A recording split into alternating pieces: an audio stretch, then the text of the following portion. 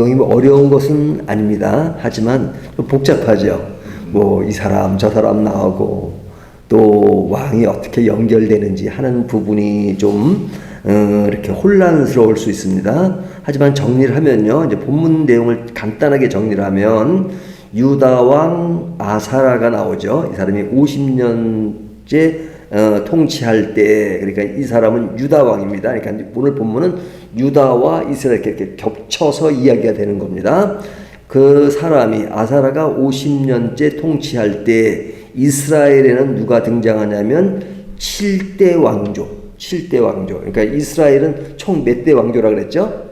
9대 왕조라 그랬죠? 7대 왕조에 속하는 문하엠의 아들 그 부가하야가 왕이 됩니다. 이 부가하야.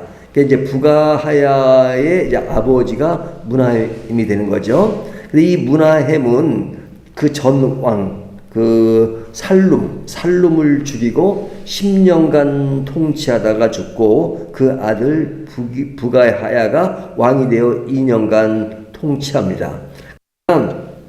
이렇게 전 그 이스라엘은 왕조가 자꾸 바뀌는데 이 부가히야가 왕이 되었는데 그 사람은 누구에게 죽냐면 그 밑에 장관 베가가 있었는데 베가가 이제 구테타를 하는 것이죠. 이 베가는 그 아버지 때부터 좀 불만이 많았습니다. 그래서 이제 보복을 한 겁니다. 그 보복은 베가를 그 부가히야를 죽이고 이 베가가 이제 왕이 되는 것입니다. 그래서 그 베가는 그 이제 왕이 되니까 이제 8왕조가 되는 거죠. 그러니까 8왕조 단독 왕조입니다. 그러니까 그 왕조가 이제 뭐 2, 3, 4 이렇게 가르치기도 하지만 여기는 이제 8대 왕조로 끝나고 9대 왕조의 이제 호세아라는 사람이 왕이 됩니다. 이 호세아는 선지자 호세아랑 이름만 같이 다른 사람입니다. 그러니까 저 호세아가 마지막 왕이 되는데 그 사람은 이제 그 앞에 있는 그 베가를 죽이고 왕이 되는 겁니다. 그러니까 호세아는 9대 왕조의 단독 왕이고 또 그 앞에 8대 왕조의 베가를 죽이고 왕이 되는 겁니다. 그때 이제 유다에서는 그 요담이 왕이 되는데 이제 이 요담 왕의 아버지는 오늘 본문에 보면 23절 유다의 왕 아사라 그러죠. 아사라. 근데 뒤에 보면 35절을 보면 오직 산당을 제거하지 않으면서 쭉 나옵니다. 여기에 보면 그 아사라는 이름과 동시에 우시아라는 이름이 나옵니다. 이 우시아나 아시아나 같은 사람입니다. 그러니까 왕의 이름이 뭐 2개가 되기도 하고 막 그랬어요. 그러니까 두 사람의 이름을 같이 썼기 때문에 이제 그 우리가 이제 그 유다의 왕을 보면 이름도 쭉 나오잖아요. 근데 이제 오늘 본문에는 아사라 나오지만 그 내용에 보면 그렇게 역대기 보면 우시아라고 나옵니다. 우시아 왕. 그러니까 우시아 왕이 아사라랑 똑같은 왕입니다. 근데 이전 이 요담이 왕이 될 때 35절을 보면 그가 성전 윗문을 건축했다. 그러다가 37절에 보면 그가 아람 왕과 베가와 전쟁을 하게 되는데 그때 죽습니다. 그리고 그 이후에는 이 아하스가 왕이 됩니다. 뭐 이 설명해도 좀 복잡하죠. 그래서 우리가 이렇게 좀 나중에 제가 그걸 요약해 드리겠습니다. 그러니까 이스라엘 왕조, 유다의 왕조 이렇게 쭉 이름들인데 사실 저도 이름을 다 외우지는 못해요. 뭐 굳이 또 외울 일도 없고요. 그러니까 어떤 왕들이 어떤 일을 했나 그 정도 알면 될 것 같습니다. 하지만 오늘 본문은 이렇게 복잡하니까 어떻게 흘러가는가 하는 것만 그냥 감지하면 좋을 것 같습니다. 근데 이전 뭐 유대인들이나 이스라엘 사람들에게는 이 왕의 흐름들을 잘 알아요. 그리고 그 사람들에게는 굉장히 가까운 자기 나라의 그 문제니까 굉장히 이렇게 익숙합니다. 뭐 조상 족보 같은 거 남의 족보는 별로 우리가 관심이 없잖아요. 하지만 자기 족보는 그 이름들을 기억하잖아요. 그것처럼 이스라엘 사람들은 이 족보나 왕의 흐름들을 잘 기억합니다. 하지만 성경이 우리에게 주시는 이 말씀이 뭐 그 족보가 중요한 것보다는 그러한 흐름 속에 그것이 우리에게 주는 메시지가 무엇인가 하는 것이 중요하죠. 그래서 오늘 이렇게 흘러가는 내용 가운데 우리가 조금 생각하고 교훈 받아야 될 것이 무엇이냐. 지금 이 벌어지는 일은 힘의 세계 속에서 이루어지는 거예요. 힘의 세계. 그러니까 힘이 세면 군림하고 힘이 약하면 굴복하고 그러다가 굴복했다가 기회가 되면 또 보복하고 이것이 이제 정치 세계에 이루어지는 일입니다. 뭐 그것은 세계 어느 나라를 봐더라도 다 그런 역사가 있잖아요. 그러니까 부가히야가 베가에게 죽은 것은 조금 전에 말씀드린 것처럼 문하햄에 대한 보복이었다. 그러니까 이 정치 세계는 막 힘으로 막 뭐 그냥 죽이고 됐다가 또 당하고 하는 그런 일들이 벌어지잖아요. 그러니까 이 세상은 힘을 가져야 산다라는 그런 가치관, 세계관을 가진 사람들이 얼마나 많습니까? 하지만 우리 신앙인들은 힘으로 산다는 것이 아니라 힘으로 산다는 것이 아니라 하나님의 은혜로 사는 것이지 힘으로 사는 건 아닙니다. 그러나 현실은 힘이 지배하죠. 그래서 힘을 키워야 되고 힘이 약하면 죽으니까 그냥 이렇게 읊조리고 있다가 그러다가 또 힘이 세지면 또 이렇게 누르고 하는 그런 세상의 흐름을 우리가 늘 경험하고 살죠. 그런 속에서 우리도 자유롭지 못하죠. 하지만 근본적인 그런 인생의 가치관, 신앙의 가치관은 이런 힘으로 모든 일이 다 되는 것은 아니다 하는 것을 인식할 필요가 있죠. 자, 베가 시대는 아수르가 이스라엘을 거의 장악합니다. 그러니까 이 베가 시대는 이제 거의 이스라엘의 마지막 부분이죠. 그래서 이스라엘과 유다는 한 150년 차이로 망하는 시기인데 우쪽은 BC 722년 그리고 유다는 BC 586년에 망하게 되는데 거의 150년 차이가 나죠. 그래서 아수르에게 이스라엘은 망하고 그 유다는 바벨론에게 망하게 되는데 이 베가 시대에 이제 거의 막바지입니다. 그래서 아수르에 거의 점령을 당합니다.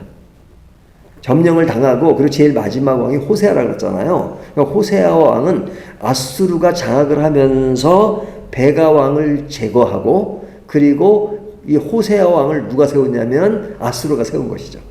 그 정치 전략적으로. 그러니까 그 정치력에 의해서 아수르의 힘에 의해서 베가가 제거되고 호세아를 세운 것이니까 호세아는 완전히 아수르의 꼭두각시라고 할 수 있죠.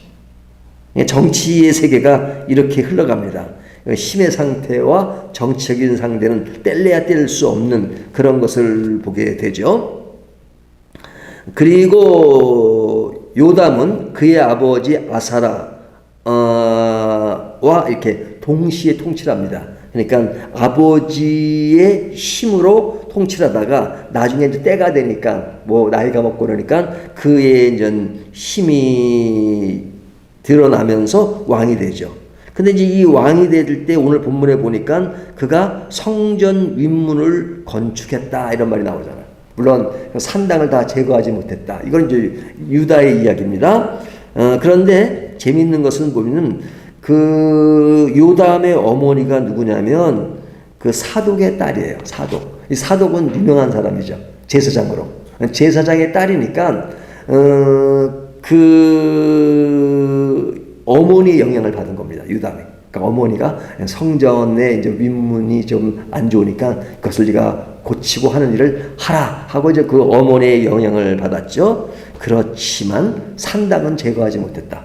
산당을 제거하지 못했다는 것을 제가 얼마 전에 말씀드렸죠. 그 산당의 그 효력, 그 효과 이런 것들이 크기 때문에 그 당시에 왕들이 산당을 제거하려던 사람들도 실패하고 안 됐던 상황이었어요. 왜? 산당은 그 성전처럼 한 군데 있는 것이 아니라 이게 전국에 퍼져 있는데 그 퍼져 있는 곳에 그 이스라엘 사람이나 유다 사람들이나 그 산당에 가면 하나님도 섬기고 우상도 섬기고 동시에 다 할 수 있으니까 그것을 그냥 정책적으로 한 번에 없앤다는 게 쉬운 게 아니었단 말이죠. 아무리 왕권 시대를 하더라도.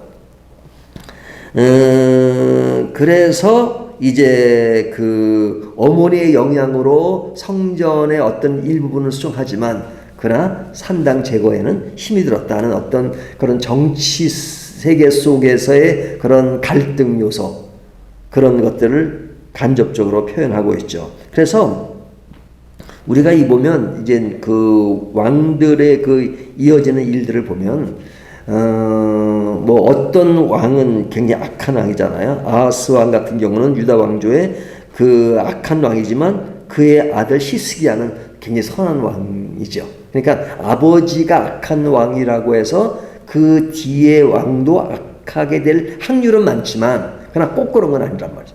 그러니까 이 아하스 왕 다음에 히스기야 왕은 굉장히 선한 왕으로 유다에서의 그 역할을 많이 하는 것을 볼 수 있죠. 자, 그렇다면 이제 오늘 본문에서 이제 그런 힘의 세계 가운데 이루어지는 많은 그런 혼란스러운 일들을 이야기하는데 이것이 세상의 흐름이며 그 흐름이 세상에서 이루어지는 것이 좋은 것이 아니다 하는 것이죠. 하지만 현실입니다.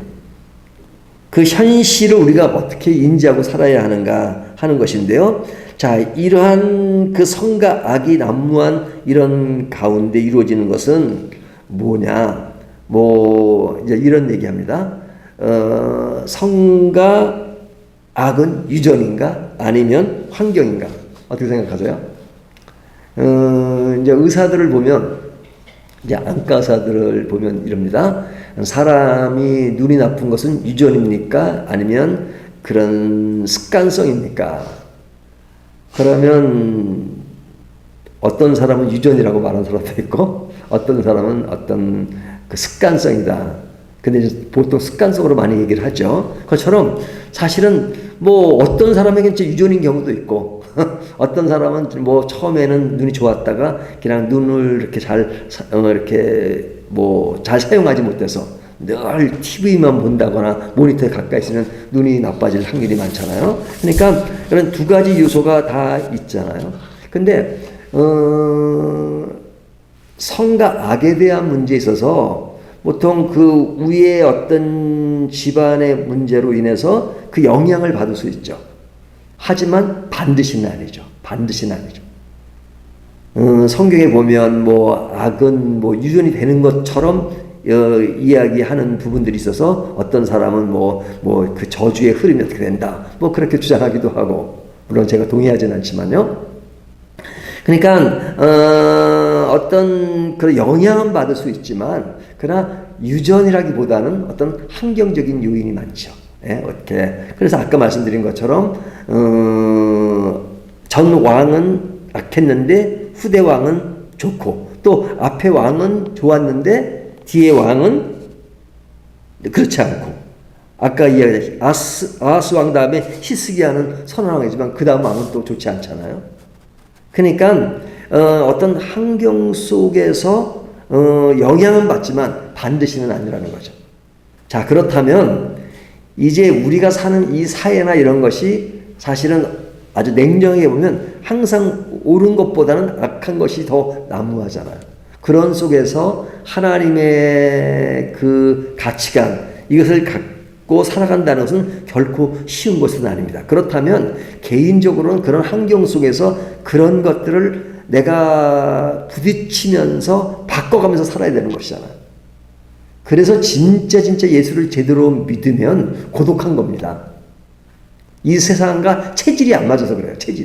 체질이 맞으면 그냥 또 비슷하게 가고 뭐 그것을 엔조이 할 수 있지만 진짜 예수를 깊이 믿을수록 난 세상이 너무 좋다 이렇게 말할 수 없어요. 진짜 예수를 제대로 믿으면 세상 살기 참 힘들다. 그렇죠? 그러니까 힘들어요, 세상은.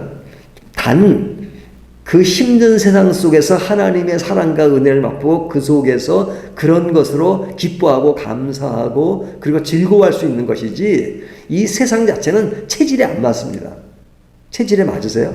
체질에 안 맞잖아요. 그러니까 체질에 안 맞는 세상을 살아가려면 이 세상이 어떤 것인가라는 것을 알아차리고 살아야 됩니다. 알아차리고.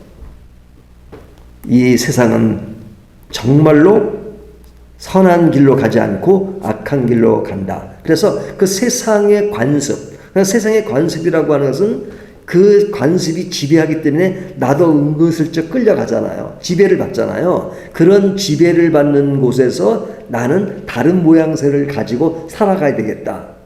그래 방향을 바꾸고 그런 방향을 바꾸는 그런 그 나의 그 어떤 열망 이런 것들은 쉬운 게 아니란 말이죠. 다 대세가 그런데 나는 그렇지 않게 살아가겠다 하는 것은 그렇잖아. 교회 건축을 한다 하더라도 진짜 제대로 양심적으로 교회 건축을 하려면 진짜 힘들다는 얘기를 목사님들이 하거든요. 왜? 그냥 그 방법은 뭐 이렇게 좀 더 뭐 해야 되고 뭐 그런 비리가 있고 그런 요소들이 아주 세상이 많이 바뀌었다 하더라도 비일비재한 것이 있고 정식으로 하면 안 되는 것이 많은데 정식으로 하면 안 되는 그런 요소들이 많잖아요. 그러니까 어느 정도 세금도 좀 더 이렇게 뭐 이렇게 정직하게 얘기하면 안 되고 예수는 믿는다 하더라도 그건 어느 정도 그렇게 하면 다 망하니까 그러면 안 된다 뭐 이런 말들을 하잖아요. 근데 그러지 않는 사람도 있단 말이죠. 그렇지 않은 사람은 불이익을 많이 보죠.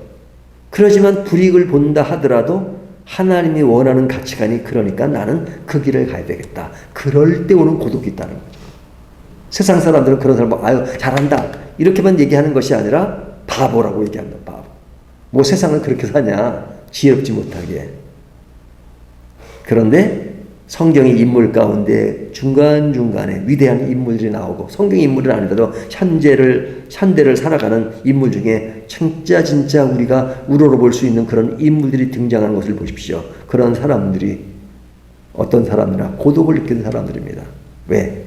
이 세상의 어려운 대세 속에서도 오직 주님이 원하는 그 길을 갈 때 오는 외로움이 있지만 그러나 그 외로움을 뚫고 오직 하나님 안에서 위로를 받고 하나님 안에서 격려를 받고 세상과 부딪히지만 그러나 그 부딪히는 것들을 하나님 안에서 위로받고 우리가 위로받을 때가 뭐가 있겠습니까?